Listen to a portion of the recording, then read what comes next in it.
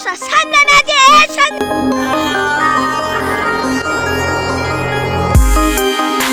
Dostlar bugün Musa'yla beraber Dubai çikolatası yiyeceğiz.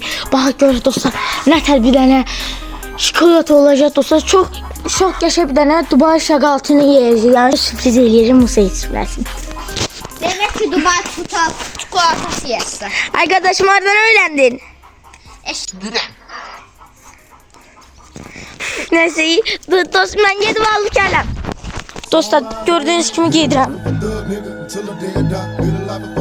Gördüğünüz gibi. Bakın indi gedirəm Dubai çikolatasını almaya. Dostlar geldim. İndi gedək Musa'nın yanına. Musa! Deyəl var Dubai çikolatasını Çok sağ ol sizden böyle. aldım. Harda? Tiberişe dakika. Ben gedim.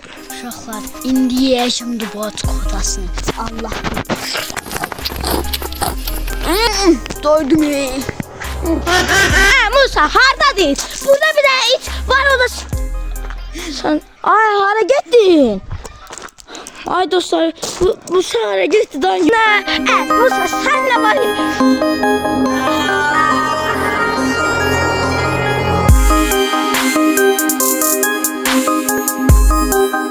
İşte hani o?